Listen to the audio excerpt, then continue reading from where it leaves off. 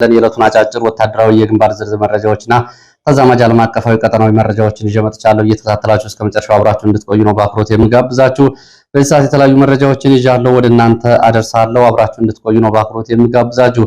ወደ ሰሜን ኢትዮጵያ ተጨማሪ ኃይል ሊንቀሳቀስ ነው የሚለውን መረጃ ጨምሮ እንግዲህ ባለፈው ጥር ወር መጨረሻ እስከ የካቲት ወር መጨረሻ ድረስ ከመላው የኢትዮጵያ አካባቢዎች ከምስራቅ ኢትዮጵያ፣ ከደቡብ ኢትዮጵያ፣ ከመካከለኛው ኢትዮጵያ ከአዲስ አበባ፣ ከወለጋ፣ ከቤኒሻንጉልና ከተለያዩ የኢትዮጵያ አካባቢዎች ወደ ሰሜን ምስራቅና ሰሜን ምዕራብ ኢትዮጵያ አካባቢዎች ከፍተኛ ኃይል መንቀሳቀሱ ይታወቃል። በዚህም እንግዲህ በወልቃይት፣ በጠለምት፣ በጎንደር ቀጠናዎች እንዲሁም ደግሞ በወሎ፣ በዋግ ኽምራ፣ በራያ ቆቦ፣ በአፋር ደግሞ ትይዩ ባሉ አካባቢዎች መስፈሩ ይታወቃል። አሁን ተጨማሪ ኃይል ሊንቀሳቀስ እንደሆነ የሚገልጽ መረጃ ወጥቷል። እንግዲህ ወታደራዊ ውጥረቱን ያባብሰዋል። በኤርትራ እንዲሁም ደግሞ በህወሓትና በፌዴራል መንግስት መካከል ያለው ውጥረት እንደዚሁ አዲስ እንቅስቃሴ ይታይበታል።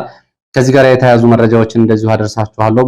በትግራይ ታጣቂዎችን ሁኔታ በተመለከተ አንዳንድ አርሚዎች እየፈረሱ ነው፣ የእርስ በርስ ውጊያ ውስጥ ገብተዋል የሚለውን ጨምሮ በአማራ ክልል በተለያዩ አካባቢዎች የተደረጉ ባሉ ውጊያዎች ወታደራዊ አዛዦችን ጨምሮ የድሽቃ ተኳሽ እንዲሁም ደግሞ ወታደራዊ ፓትሮሎች ዛሬ ውድመት ደርሶባቸዋል። ይህንን መረጃ ከግንባር ከያዝኳቸው መረጃዎች መካከል ይገኙበታል። እንዲሁም ደግሞ በከተማው ውስጥ የቦምብ ፍንዳታዎች ደርሶ በካምፕ አቅራቢያ ጉዳቶች ደርሰዋል። እነዚህና ሌሎች መረጃዎችን በቅደም ተከተል ወደ እናንተ የማደርስ ይሆናል። እየተከታተላችሁ አብራችሁ እንድትቆዩ ነው በአክብሮት የሚጋብዛችሁ። ሀሳብ አስተያየት ቢኖራችሁ ጥቆማ ዜናችን@gmail.com ላይ ልታደርሱ ትችላላችሁ። ከተለያዩ አካባቢዎች ነዳጅን በተመለከተ ጥቆማዎችን አድርሳችሁኛል፣ መልሼ ወደ እናንተ አቀርባቸዋለሁ።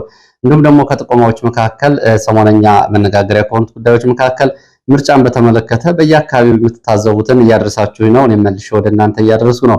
ዛሬ ደግሞ ከደረሱኝ ከሰዓት በኋላ ከደረሱኝ ምርጫን የተመለከቱ መረጃዎች መካከል የተወሰኑትን መልሼ ወደ እናንተ አደርሳለሁ። ዛሬ በነበረን የማለዳ መረጃ እንግዲህ ምርጫ ያላወጡ ሰራተኞችን በተመለከተ ከሚደርስባቸው ወከባና እንግልት ባሻገር አሁን ኃላፊዎቻቸው ሰራተኞቻቸውን ቁጥር ሪፖርት እያደረጉ በምርጫ ጣቢያዎች ላይ በቁጥራቸው ልክ ምርጫ ካርድ ወስደው እንዲያከፋፍሉ የሚለው ዛሬ ጠዋት ከወጡ መረጃዎች መካከል መነጋገሪያ ነበር። በአዲስ አበባ የሚገኙ የግልና የመንግስት ተቋማት ኃላፊዎች ወደ ምርጫ ጣቢያዎች በመሄድ በሰራተኞቻቸው ቁጥር ልክ ምርጫ ካርድ እንዲወስዱ እና ለሰራተኞቻቸው እንዳደርሱ እንቅስቃሴ ስለመጀመሩ የሚገልጹ መረጃዎች ነበሩ። አሁን ደግሞ ወደ ጎንደር የደረሰኝን መረጃ ከምርጫ ጋር በተያያዘ ወደ እናንተ አደርሳለሁ። አብራችሁ እንድትቆዩ ነው በአክብሮት የሚጋብዛችሁ። እንግዲህ ሀሳብ አስተያየቶቻችሁ እንደተባለው በቴሌግራም፣ በሜሴንጀር፣ በዋትስአፕ እንዲሁም ደግሞ እዚህ ዲስክሪፕሽን ላይ በሚገኘው ጥቆማ ዜናችን@gmail.com ላይ ልታደርሱ ትችላላችሁ። እያደረሳችሁ ስለሆነ በእጅጉ ነው የማመሰግነው። የተለያዩ ጥያቄዎችን አቅርባችሁልኛል። ካቀረባችሁልኝ ጥያቄዎች መካከል የፋኖን አንድነት በተመለከተ በትላንትናው ዕለት በሸዋ ቀጠና የሁለቱ እዞች ወደ አንድነት መምጣትና በሸዋ ጠቅላይ ግዛት አሳምነው ህዝብ በሚል አዲስ አደረጃጀት የአመራሮች ምደባ ይፋ መሆኑን ተከትሎ በጎንደር ቀጠና ያለውን ሁኔታ በተመለከተ በሰሜን አማራ ቀጠና በላይ እዚህ በኩል የሰብሳቢነት ድልድል የተሰጠው እዙ ይፋ አድርጓል።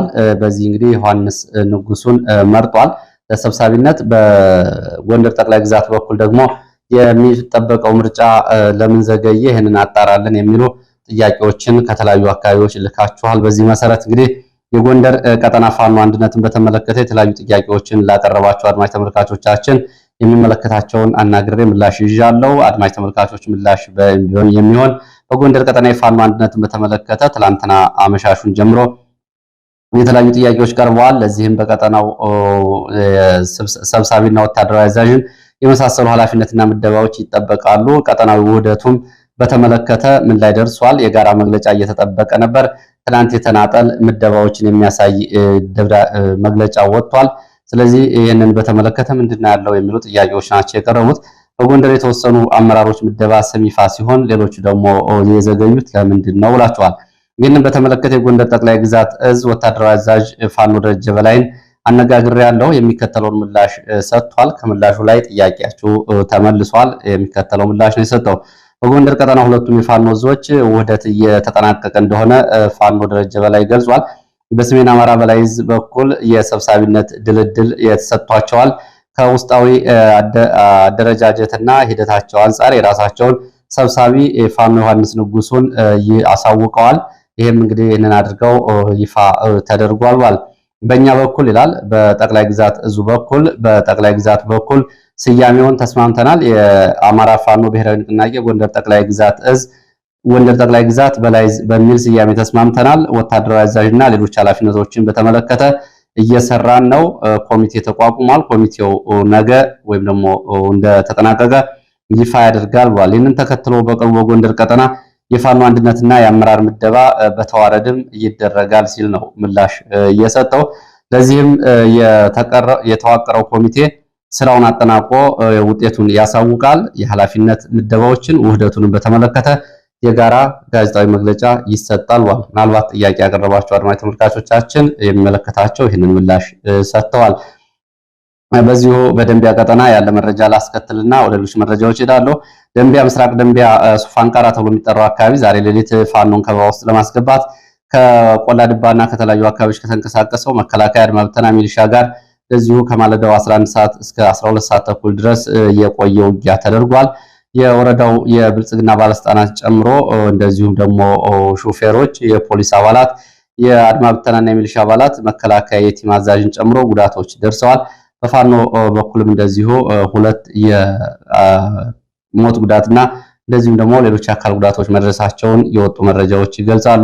እነዚህ ዘመቻዎች እንግዲህ በጠዋቱ የመረጃ ጊዜያችን እንደተገለጹት ከውስጥ በሚሰጡ ጥቆማዎች በሌሊት የከበባ እና እንዲሁም ደግሞ የማፈን ዘመቻዎች በሚል የሚደረጉ ዘመቻዎች ናቸው። በሌላው አካባቢ እንግዲህ ከውስጥ ካሉ መረጃዎች ጋር በመገናኘት የሚደረገው ዘመቻ ውስጣዊ መረጃን መሰረት ያደረገ እንደሆነ ነው የተገለጸው። በዚህ ቀጠና 3 ቦታዎች ላይ ተመሳሳይ ዘመቻዎች ተደርገዋል። ጎንደር ዙሪያ ወረዳ፣ ወገራ ወረዳና ደንቢያ ምስራቅ ደንቢያ ወረዳ።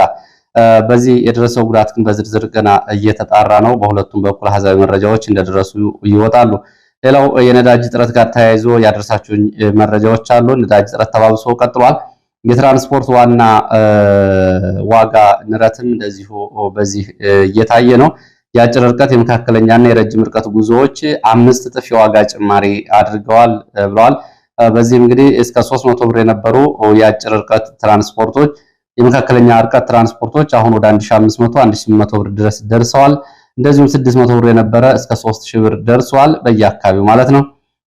ይህንን በተመለከተ ሾፌሮች ሲጠየቁ እኛ ከጥቁር ገበያ ነዳጅ እስከ 1000 ብር ድረስ እየገዛ ስለሆነ ዋጋ ጨምረናል። የሚመለከተው አካል የነዳጅ ዋጋውን ሲቀንስና ነዳጅ ሲያቀርብልን ዋጋ እንቀንሳለን፣ ከፈለጋችሁ ሂዱ፣ ካልፈለጋችሁ ደግሞ ውረዱ የሚል ነው ለተሳፋሪዎቹ የሰጡት ምላሽ ብለዋል። ባህር ዳር ነዳጅ ማደያዎች በድርድር ጭምር ከተተመነው ዋጋ ውጭ እስከ 400 ብር ድረስ እየተሸጠ እንደሆነ እንደዚሁ የመረጃ ምንጮች ገልጸዋል። 163 ብር የተተመነ ነዳጅ እስከ 400 ብርና ከዛ በላይ እየተሸጠ ነው። እንደዚሁም ደግሞ የተለያዩ ተሽከርካሪዎችን ነዳጅ ለመሙላት እስከ 40 ሺህ ብር ድረስ ለነዳጅ ማደያ ሰራተኞች እንደዚሁ ጉቦ እየተከፈለ ነዳጅ ይወጣል። ከዋና ዋና ከተሞች ውጭ በኮንትሮባንድም ሆነ በጥቁር ገበያ ነዳጅ ስርጭት ቆሟል። ከዋና ከተሞች ውጭ ነዳጅ የለም ነው የተባለው። በዚህ ምክንያት በነዳጅ ማደያዎች ቁጥጥር እንዲያደርጉ የተመደቡ የንግድ ቢሮ የሰራተኞች፣ የጸጥታ አካላትና የነዳጅ ማደያ ባለቤቶች በጋራ ቦቴዎች ነዳጅ ሳያራግፉ ጭምር ይሸጣሉ ነው የተባለው። ከማደያ ወጥቶ ነዳጅ በየጓሮ በጀሪካን እየወጣ ይሸጣል ብለዋል። በዚህ ምክንያት እንግዲህ አምቡላንሶች ጭምር በነዳጅ እጥረት ስራ ማቆማቸውን ነው በብዙ አካባቢዎች የሚደርሱ መረጃዎች የሚያመላክቱት። ወደ ደብረ ማርቆስ የሚወስደን መረጃ አስከትላለሁ። በደብረ ማርቆስ ከተማ ውስጥ በአድማ ብተና ጊዜያዊ ካምፕ ላይ በካምፕ አቅራቢያ በሌሊት በተፈጸመ ድንገተኛ ጥቃት ሰብአዊ፣ ቁሳዊና ወታደራዊ ኪሳራ ደርሷል። የአድማ ብተና አባላት ሙትና ቁስለኛ ሆነዋል። በጥቃቱ ስላሴ ተብሎ ከሚጠራው ካምፕ ወጥተው ስምሪት ላይ ሳሉ የቦምብ ጥቃት በፓትሮል ላይ መፈጸሙን ነው የመረጃ ምንጮች የገለጹት። በዚህ ሌሊት በተፈጸመው የቦምብ ፍንዳታ ተሽከርካሪ ላይ የነበሩ የአድማ ብተና አባላት እንዲሁም ደግሞ እነሱን ይዞ የነበረው ፓትሮል ተሽከርካሪ ጉዳት ደርሶበታል። ደብረ ማርቆስ ባለፉት 2 ወራት ከ6 ጊዜ በላይ የከተማ ውስጥ የቦምብ ፍንዳታዎች ተፈጽመዋል። በዚህም በጥቃቶቹ የፖሊስ አዛዥን ጨምሮ በርካታ ቁጥር ያላቸው የአድማ ብተና የፖሊስ አባላት ሙትና ቁስለኛ መሆናቸውን የመረጃ ምንጮቹ አስታውሰዋል። ደብረ ማርቆስ ከተማ ማለት ነው። እንግዲህ ሰሞኑን የምርጫ ቁሳቁስ እንደዚሁ ለጥበቃና ስምሪት ላይ የነበሩ የፖሊስ ኮማንደርን ጨምሮ ባለፈው ሳምንት በተፈጸመ ድንገተኛ ጥቃት በፋኖ መገደላቸው ይታወቃል። ከሌሎች 4 የፖሊስ አባላት ጋር ወደ ደቡብ ጎንደር ጋይንት የመልሰን መረጃ አስከትላለሁ። በጋይንት መኳቢያ እና አቃቤ ተብሎ በሚጠራው አካባቢ በተፈጸመው የደፈጣና ድንገተኛ ጥቃት የግንባር ውጊያን ጨምሮ አንድ ፓትሮል እየተቃጠለ ሲሆን ቁጥራቸው ያልታወቀ የአድማ ብተናና የመከላከያ አባላት አዛዥ ጨምሮ ሞትና ቁስለኛ ሆነዋል። ጥቃቱ በቡድን መሳሪያ በአርፒጂ የተፈጸመ እንደሆነና ይህንን ተከትሎ በአካባቢው ለግማሽ ሰዓት የቆየ ውጊያ መደረጉን የመረጃ ምንጮች ገልጸዋል። እዚሁ ጋይንት ገደባ ተብሎ የሚጠራ ቦታም በተፈጸመ ድንገተኛ ጥቃት ከጉና ከጋይንት እና ከክምር ድንጋይ ወደ ስማዳ እንቅስቃሴ ላይ በነበረ የእግረኛ ሰራዊት አዛዥና የቡድን መሳሪያ ላይ እንዲሁም የቡድን መሳሪያ ተኳሾች ላይ ጉዳት ደርሷል። ገደባ ላይ ምሽት 12 ሰዓት ገደማ በተፈጸመው ድንገተኛ ጥቃት የሻለቃ አዛዥና አጃቢዎቹ የድሽቃ ተኳሾች ድሽቃ መሳሪያውን ጨምሮ እንደዚሁ ጉዳት ደርሷል። ይህንን ተከትሎ ከክምር ድንጋይ ተጨማሪ ኃይል ተጠይቆ ወደ አካባቢው መንቀሳቀሱ ነው የታወቀው። እንግዲህ አዛዡን በተመለከተ ወዲያውኑ እስከ አጃቢዎቹ ህይወቱ አልፏል በጥቃቱ ነው የተባለው። በደቡብ ጎንደር እንግዲህ ላለፉት 2 ወራት በፋኖ ቁጥጥር ስር የነበሩትን አካባቢዎች መልሶ ለመያዝ በሚል እየተደረገ ያለው ዘመቻ በየአካባቢው ቀጥሏል በከፍተኛ ወታደራዊ እንቅስቃሴ። በዚህ በዞኑ እንግዲህ ከምርጫ ጋር በተያያዘ እስከ 20 ሺህ የሚደርስ መከላከያ ከሚሊሻ ከአድማ ብተናና ከፖሊስ ውጭ ወደ አካባቢው እንዲገባ መደረጉን የሚገልጹት የመረጃ ምንጮች ትላንትና መሻሹን እስቴ እንግዲህ የምዕራብ እስቴ አንዳ ቤት ማለት ነው ተጨማሪ የአካባቢዎች እንደዚሁ መከላከያ ከ2 ወራት በኋላ ተመልሶ ገብቷል ነው የተባለው። ዛሬም ወደ ስማዳና አካባቢዎቹ እንቅስቃሴ የተደረገ መሆኑ ተገልጿል። ወደ ሌሎች መረጃዎች እመለሳለሁ። ወደ መካከለኛው ምስራቅ የሚወስዱና አጫጭር መረጃዎች ላድርስና ወደ አገር ውስጥ ተጨማሪ የግንባር መረጃዎች እመለሳለሁ። ወደ መካከለኛው ምስራቅ ስንሄድ የመካከለኛው ምስራቅ ጦርነት እንግዲህ ነገ ቅዳሜ 5ኛ ሳምንቱን ይደፍናል።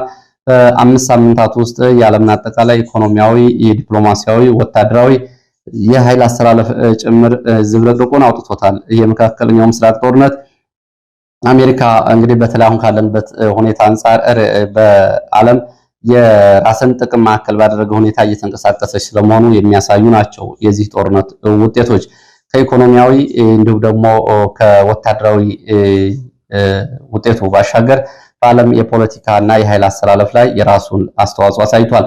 በፍጹም በባላንጣነት ይፈላለጉ የነበሩ ሀገራት በአንድነት ሲሰለፉ ታይተዋል።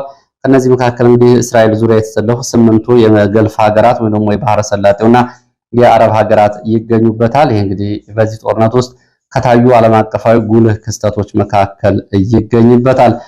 በዚህ እንግዲህ ባለው በ24 ሰዓት አጫጭር መረጃዎች በዓለም ላይ የሸቀጦች ዋጋ እጅግ ከፍተኛ ሁኔታ መናሩን የተባበሩት መንግስታት ድርጅት አሳውቋል። የተባበሩት መንግስታት ድርጅት በመካከለኛው ምስራቅ ጦርነት በኢራን ላይ አሜሪካና እስራኤል በከፈቱ ጦርነት ምክንያት የሸቀጦች ዋጋ በዓለም ላይ በከፍተኛ ሁኔታ እያሻቀበ መሆኑን ገልጿል። የነዳጅ እጥረትም ታክሎበት በባህረ ሰላጤው ሀገራት 20 ሺህ መርከበኞች በጦርነቱ ውስጥ በአስቸጋሪ ሁኔታ ውስጥ መሆናቸውና የያዙት ምግብ እና ውሃ እየተሟጠጠባቸው መሆኑን መረጃ ምንጮች ገልጸዋል።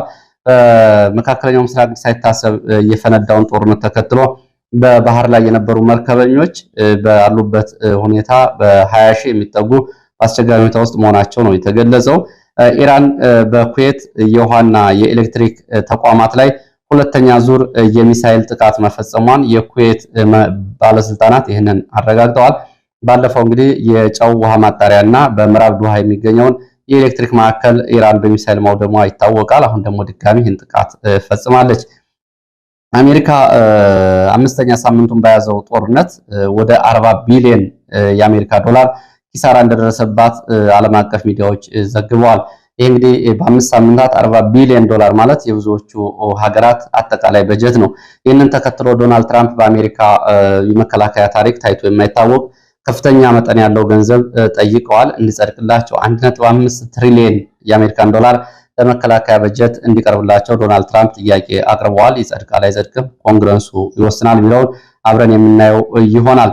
አሜሪካ፣ እስራኤል እና ኢራን ሶስቱም ማለት ነው የጦርነት ህግጋትን በመጣስ የጦር ጦርነት እያደረጉ መሆናቸውን ዓለም አቀፍ የህግ ባለሙያዎች ጉዳዩ አሳሳቢ መሆኑን ገልጸዋል። በዚህም እንግዲህ ዓለም አቀፍ ህግጋትን የጦርነት ህጎችን ጥሰዋል ሶስቱም ተብለዋል። ከነዚህ መካከል እንግዲህ አሜሪካ በትላንትናው ዕለት የኢራን መሰረተ ልማቶች ድልድዮችን እንዲሁም ደግሞ ተቋማትን እያወደመች ነው። ኢራንም በተመሳሳይ የአማዞን፣ የጉግል፣ እና የተለያዩ ተቋማትን እንዲሁ ደግሞ የነዳጅ ማደያና የውሃ ማጣሪያዎችን የአውሮፕላን ማረፊያዎችን እያወደሙ ነው የሚገኙት። ይህ እንግዲህ ከተጠቀሱት የጦር ህግጋቶች የወጣ ወንጀል እየተፈጸመ መሆኑ አሳሳቢ ሆኗል ነው የተባለው። ትራምፕ በኢራን ገና መሰረተ ልማት ላይ እናወድማለን፣ ገና አልጀመርንም ውድመቱን ብለዋል። ትላንት ትልቁን ድልድይ ካወደሙ በኋላ ትራምፕ በአሜሪካ ታሪክ እንግዲህ ከፍተኛ በጀት እየጠየቁት ገና ለዚህና አሜሪካን ለመጠበቅ በሚል እንዲሁ ለጋሻ የሚሳኤል ጋሻዎች አሁን እስራኤል የምትከላከልባቸው አይረን ዶም እየተባሉ የሚጠሩትን ለማበልጸግ እንደሆነ ነው የተጠየቀው። ትራምፕ እንዲሁም ደግሞ እስራኤል ታላቋ እስራኤል የሚል ከግብጽ እስከ ሶሪያ ድረስ አዲስ ካርታ ወጥቶ ታይቷል። ይህም እንግዲህ አብዛኞቹን የመካከለኛው ምስራቅ ሀገራትን የእስራኤል የቃል ኪዳን ምድር በሚል ካርታ አጠቃሏቸው ታይቷል። ይሄ መነጋገሪያ ሆኗል። የግብጽን አብዛኛውን አካባቢዋን ጨምሮ ብዙዎቹን የመካከለኛው ምስራቅ እነ ሶሪያ፣ እነ ሳውዲ አረቢያ፣ እነ ሊባኖስን ጭምር ያካተተ ካርታ መታየቱ መነጋገሪያ ሆኗል። ሌላው የባህረ ሰላጤው ሀገራት በጥምር ጦር በማቋቋም ሆርሙዝ ሰርጥን ለማስከፈት የተባበሩ መንግስታት ድርጅት እንዲፈቅድላቸውና የጋራ ጦር ለማሰማራት እንደዚሁ ዝግጁ መሆናቸውን ገልጸዋል። እንግዲህ እነዚህ ቢሰባሰቡ ከአሜሪካ ስር የማይጠፉት ሀገራት ኢራንን ብቻችንን እንገጥማለን እያሉ ነው የሚገኙት። እንግዲህ እስኪ አብረን እናየዋለን። ሌላው የኢራን እስከ አሁን ካላት የሚሳኤል ክምችት 50% ገና አልተነካም ብሏል ሲአይኤ። ከዚህ በፊት የወጡት ዘገባዎችና የኢራን የሚሳኤል እና የድሮን ክምችት ወድሟል የሚለው ስህተት ነው። አሁን ኢራን ገና ግማሽ የሚሆነው የሚሳኤል ክምችቷ እንዳለ እንደሆነ አረጋግጫለሁ ብሏል። ሌላው ኢራን እስከ አሁን ድረስ በጦርነቱ ለዚሁ የውስጥ ኢኮኖሚዋ በከፍተኛ ሁኔታ መናጋቱን ደግሞ የኢራን የሀገር ውስጥ ባለስልጣናት ጠቅሰው እንደዚሁ ዓለም አቀፍ ሚዲያዎች ዘግበዋል። ከ2 ሳምንት የዘለለ ቆይታ አይኖረውም የኢራን ኢኮኖሚ የሚል ትንበያ አውጥተዋል። የአብዮታዊ ዘቡ ዋነኛ አዛዥ ኮሎኔል ሮሆላህ ሚናኪኒ በእስራኤል አየር ኃይል ጥቃት ሌሊቱን መገደላቸውን የሚገልጹ መረጃዎችም ወጥተዋል። ምስራቅ አፍሪካ ወታደራዊ መረጃዎችን በዚሁ ላስከትል። የሱዳኑ ፈጥኖ ደራሽ ኃይል ባለፉት 24 ሰዓታት ከሊቢያ እና ከቻድ ከፍተኛ መጠን ያለው የጦር መሳሪያ ማስገባቱን እንደዚሁ የቀጠናው ወታደራዊ መረጃዎች የሚከታተሉ የመረጃዎች ገልጸዋል። እንደዚሁ ደግሞ ከዩናይትድ አረብ ኤሚሬትስ ወደ አልሪፋ ተብሎ ከሚጠራው አየር ማረፊያ ወደ አዲስ አበባ የጦር መሳሪያ የጫኑ አውሮፕላኖች ባለፉት 24 ሰዓታት መብረራቸውን የሚያሳዩ የበረራ መረጃዎች ወጥተዋል። እንደዚሁም በተመሳሳይ ከዩናይትድ አረብ ኤሚሬትስ ወደ ሊቢያ ለአርኤስኤፍ የጦር መሳሪያ መጫኑን መረጃዎች ይገልጻሉ። አርኤስኤፍ ወሳኝ በሚባለው የብሉ ናይል ደቡብ ምስራቅ የሱዳን ግዛት አዲስ ግንባር መክፈቱም እንደዚሁ መረጃዎች ገልጸዋል። ከዩናይትድ አረብ ኤሚሬትስ እንግዲህ ወደ ቻድ ተጨማሪ አውሮፕላኖች የጦር መሳሪያ አራግፈዋል ባለፉት 24 ሰዓታት። ከነዚህ መካከል ከአዲስ አበባ ወደ ቻድም ኤ300 ቢ4 የተባሉ የጦር አውሮፕላን የበረራ ቁጥር ያላቸው አውሮፕላኖች የጦር መሳሪያ ጭነው መሄዳቸው ተገልጿል።